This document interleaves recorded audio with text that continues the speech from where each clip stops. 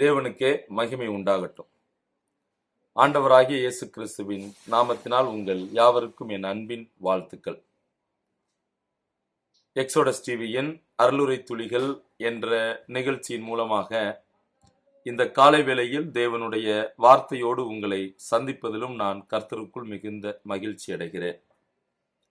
இன்றைய காலை தியானத்திற்காக அப்போஸ்தலருடைய நடபடிகளில் இருந்து சொல்லப்பட்ட ஆதி திருச்சபையார் மற்றும் அந்த சபையில் இருந்த விசுவாசிகளுடைய சில குணாதிசயங்கள் என்னென்ன என்பதை உங்கள் மத்தியில் நான் பகிர்ந்து கொள்ள விரும்புகிறேன்.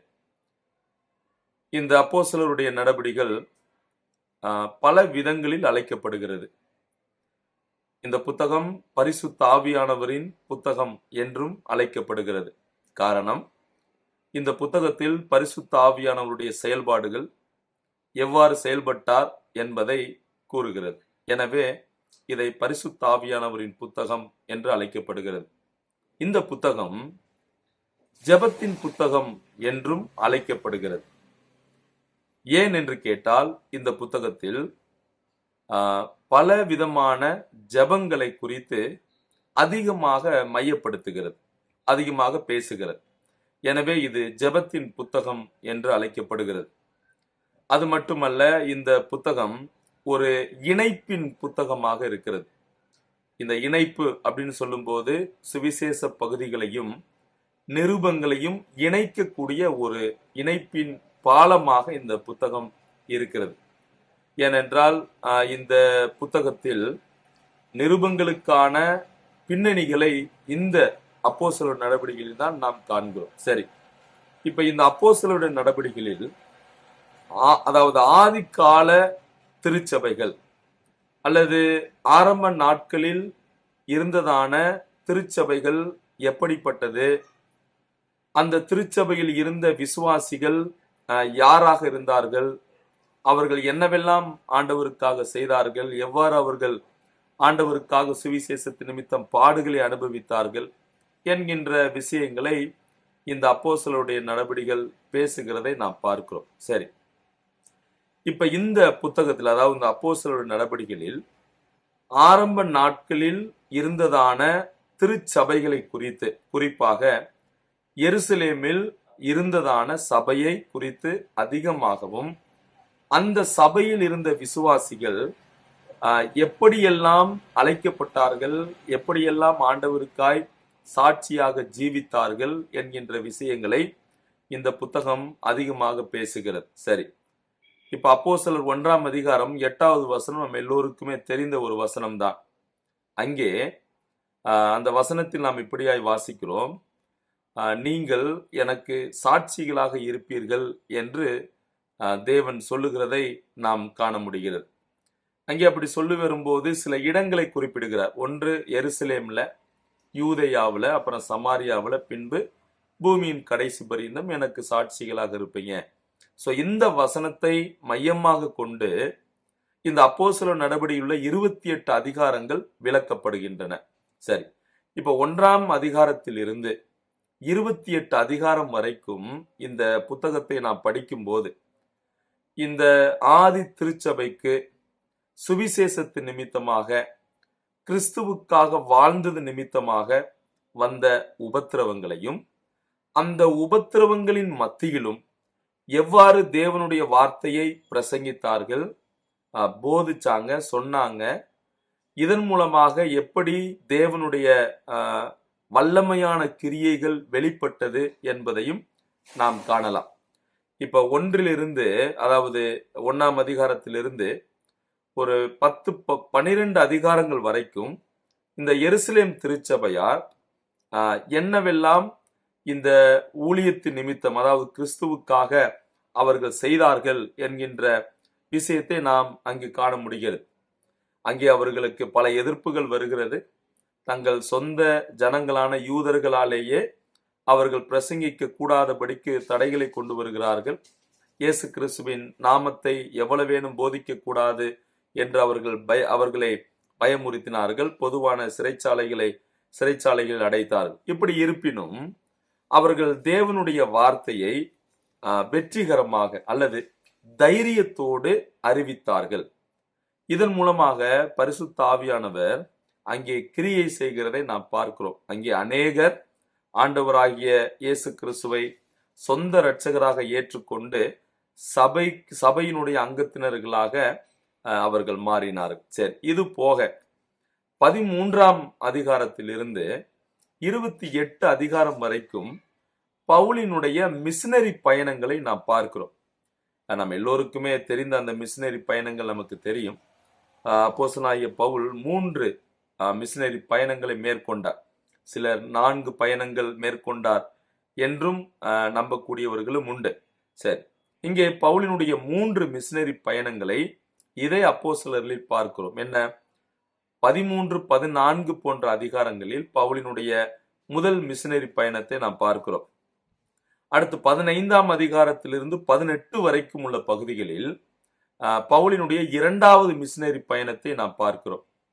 3வது 18ஆம் அதிகாரத்திலிருந்து 21 வரைக்கும் உள்ள அதிகாரங்கள்ல பவுலினுடைய 3வது மிஷனரி பயணங்களை நாம் பார்க்கிறோம்.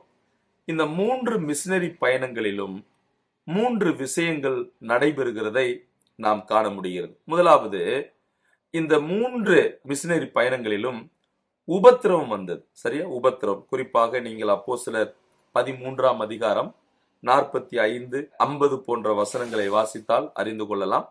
அதுபோல 14ஆம் அதிகாரம் 2ஆம் வசனம், 19ஆம் வசனம், அப்புறம் அப்போஸ்தலருடைய நடபடிகள் 16ஆம் அதிகாரம் 22லிருந்து 24, 17, 5, 18, 12 இந்த வசனங்கள் எல்லாம் இந்த மிஷனரி பயணங்களில் ஆண்டவருக்காக சாட்சியாக அவர் இருந்ததால் அவர் பட்ட பாடுகள், அந்த மிஷனரி பயணத்தில் வந்த பாடுகளை குறித்து சொல்லப்படுகிறது. அடுத்து, இந்த மிஷனரி பயணங்களில் பிரசங்கம் இருந்தது. சரியா, பிரீச்சிங். இந்த பிரசங்கம் பவுல் மற்றும் அவரோடு கூட ஊழியத்தில் ஈடுபட்டவர்கள் இந்த பிரசங்கத்தை செய்தார்கள். அப்போஸ்தலர் 13:5, 14:7, 17:2, 18:4. அதுபோல இதுல தேவனுடைய வல்லமையையும் நாம் பார்க்கிறோம், பவர். சோ இங்க என்ன நடந்தது? அப்போஸ்தலர் 13ஆம் அதிகாரம் 48, 49, 14ஆம் அதிகாரம் 1ஆம் வசனம், 16ஆம் அதிகாரம் 5ஆம் வசனம், 14, 34 இந்த வசனங்களில் இன்னும் நிறைய வசனங்கள் உண்டு. நமக்கு நேரம் இல்லாததால் நான் அதை விட்டு விடுகிறேன். சோ இந்த பகுதிகளில் அங்கே தேவனுடைய வசனம் எவ்வாறு கிரியை செய்தது, தேவன் எவ்வாறு வல்லமையாய் செயல்பட்டார் என்பதை பார்க்கிறோம். சரி, அதை தொடர்ந்து 22லிருந்து 28 வரை பவுல் அநேகருக்கு முன்பாக சாட்சியாக இருந்தார். இப்ப 22ஆம் அதிகாரத்தில் இஸ்ரவேலர்களுக்கு முன்பாக அவர் சாட்சியாய் வாழ்கிறதை நாம் பார்க்கலாம். 23ஆம் அதிகாரத்தில் பிரதான ஆசாரியரான அனனியாவுக்கு முன்பு தன் சாட்சியாக வாழ்கிறதை நாம் பார்க்கலாம். 24ஆம் அதிகாரத்தில், அதாவது ரோம தேசாதிபதியான பேலிக்ஸ் என்பவருக்கு முன்பாக சாட்சி உள்ள ஒரு ஜீவியத்தையும், 25ஆம் அதிகாரத்தில் பெஸ்துவுக்கு முன்பதாக சாட்சியையும், 26ஆம் அதிகாரத்தில் அக்ரிப்பா ராஜாவுக்கு முன்பாகவும், அடுத்து ரோம ராஜாவுக்கு முன்பதாகவும் அவர் சாட்சி உள்ளவராக இருக்கிறார். இதெல்லாம் நாம் அப்போஸ்தலருடைய நடபடிகள்ல நாம் அறிந்து கொள்ளுகிறோம். சரி, இந்த விஷயங்களை நான் ஏன் உங்களுக்கு பகிர்ந்து கொண்டேன் என்று சொன்னால், இதே காலகட்டங்களில், அதாவது அந்த முதல் நூற்றாண்டில் இருந்த திருச்சபை, குறிப்பாக எருசலேம் திருச்சபையார், அவர்கள் எப்படிப்பட்டவர்களாக, அந்த சபை எப்படிப்பட்டதாகவும், அந்த சபையில் இருந்த விசுவாசிகள் எப்படிப்பட்டவர்களாகவும் இருந்தார்கள் என்பதை 3 விஷயங்களை மட்டும் சொல்லி நான் முடிக்க விரும்புகிறேன். ஒன்று, the early church was a holy spirit church. ஆதி காலத்துல, ஆரம்ப நாட்கள்ல எருசலேமில் இருந்த முதல் திருச்சபை பரிசுத்த ஆவியானவரின் சபை என்று அழைக்கப்பட்டது. ஏன் அப்படின்னா, the believers depended completely upon the power of the indwelling of the Holy Spirit. They were controlled by the Spirit. ஆரம்ப நாட்களில் இருந்த அந்த திருச்சபை, அந்த திருச்சபையில் வாழ்ந்த விசுவாசிகள் எப்படிப்பட்டவர்களாக இருந்தார்கள்? அவர்கள் பரிசுத்த ஆவியானவரால் நிரப்பப்பட்டவர்களாக, அவர் அவர்களுக்குள் வசிக்க கூடியவர்களாக, அவருக்கு இடம் கொடுத்தவர்களாக, எந்த ஒரு விஷயத்தையும் பரிசுத்த ஆவியானவருக்கு முன்னுரிமை கொடுத்து அவருடைய ஆட்கொள்ளுதலால் பல தீர்மானங்கள் எடுத்து அவர்கள் தங்கள் வாழ்க்கையில் வாழ்ந்தார்கள். எனவே இந்த சபை, ஆதி திருச்சபை, it is call the Holy Spirit church, பரிசுத்த ஆவியானவரின் சபை என்று அழைக்கப்படுகிறது. இரண்டாவது, the early church was a praying church. இந்த ஆரம்ப நாட்களில் இருந்த எருசலேம் திருச்சபை ஜெபிக்கக்கூடிய ஒரு சபையாக இருந்தது. பாருங்க, இந்த ஆரம்ப திருச்சபைக்கு பல உபத்திரவங்கள் வந்தது, பல பிரச்சனைகள் வந்தது. சாத்தான் பல நிலைமைகள்ல அவர்களை, அதாவது கீழாக்க வேண்டும், அவர்களை நசுக்க வேண்டும், எழும்பி விடக்கூடாது, ஆண்டவருக்காக சாட்சியாக இருந்து விடக்கூடாது என்று பல பிரயாசங்கள் பட்டு அவர்களை தடுக்க முயற்சிக்கிறார். ஆனால் இந்த விசுவாசிகள் என்ன செஞ்சாங்கன்னா, அவர்கள் ஜெபித்தார். சரியா? நீங்க நிறைய இடங்கள் இந்த வசனத்தை வாசிக்கலாம். They knew that their power came from heaven and nowhere else. இப்படிப்பட்ட பிரச்சனைகளுக்கு மத்தியில ஜெபமே அவர்களுக்கு பதிலாக இருந்தது. தேவன் அவருடைய ஜெபத்தை கேட்டார். எனவே இந்த சபை ஜெபிக்கக்கூடிய ஒரு சபை. அந்த விசுவாசிகளும் அப்படிப்பட்டவர்களாக இருந்தார்கள். மூன்றாவது, the early church was a witnessing church. இந்த திருச்சபை சாட்சி கொடுக்கின்ற அல்லது சாட்சியோடு வாழக்கூடிய ஒரு சபையாக இருந்தது. இப்ப இந்த வார்த்தையை சாட்சி அப்படின்னு சொல்லும் போது இதனுடைய அர்த்தம் என்ன அப்படின்னு கேட்டா, அதற்கு ஆங்கிலத்துல விட்னஸ் அப்படின்னு சொல்லுவோம். விட்னஸ் அப்படின்ற வார்த்தை ஒரு வினை சொல்லிலிருந்து வந்தது. அப்படின்னா என்ன? To say something again and again. To say something again and again, திரும்ப திரும்ப சொல்லுதல் என்று அர்த்தம். அது மட்டுமல்ல, இப்ப விட்னஸ் சாட்சி அப்படின்னு சொல்லும் போது one who strengthens or confirms the sayings of another. அதாவது தேவன் சொன்னதை ஜனங்கள் திரும்ப திரும்ப அதை சொல்லுவதே சாட்சி என்பதனுடைய அர்த்தம். சரி, அப்ப இந்த சபை சாட்சி உள்ள ஒரு சபையாக இருந்தது. அப்படி என்றால் தேவனுடைய வார்த்தையை, சுவிசேஷத்தை பாடுகளுக்கு மத்தியிலும் உபத்திரவங்களுக்கு மத்தியிலும் அவர்கள் திரும்ப திரும்ப மக்களிடத்தில் இந்த உலகத்திற்கு எடுத்து சென்றார்கள், எடுத்து சொன்னார்கள். சரியா? எனவே இந்த சபை ஒரு சாட்சியுள்ள சபையாக இருந்தது. So they were not ashamed of their living savior and they were proud to tell others about him even they go to the persecution. அவர்கள் உபத்திரவங்களுக்கு மத்தியில் வாழ்ந்தாலும் ஜீவிக்கின்ற உண்மையான இரட்சகரை குறித்து சொல்ல அவர்கள் வெட்கப்படவில்லை. எனவே அது சாட்சியுள்ள சபையாக இருந்தது. சரி, இந்த காலை வேளையில் நாம் கற்றுக்கொண்ட ஆரம்ப நாட்கள்ல எருசலேம் திருச்சபை மற்றும் அதன் மக்கள் எப்படிப்பட்டவர்களாக இருந்தார்கள்? ஒன்று, இது பரிசுத்த ஆவியானவரின் சபை என்று அழைக்கப்பட்டது. ஏனென்றால் இதில் இருந்த விசுவாசிகள் பரிசுத்த ஆவியானவரால் ஆட்கொள்ளப்பட்டு எல்லா விஷயங்களையும் செய்தார்கள். இரண்டாவது, பிரேயிங் சர்ச். இது ஜெபத்தினுடைய ஒரு சபை, ஜெபிக்கும் சபை என்று அழைக்கப்பட்டது. அவர்களுக்கு எவ்வளவு பிரச்சனைகள் வந்தாலும் ஜெபமே பதில் என்று அவர்கள் வாழ்ந்து வந்தார்கள். மூன்றாவது விஷயம், விட்னஸிங் சர்ச், சாட்சியோடு வாழும் ஒரு சபை.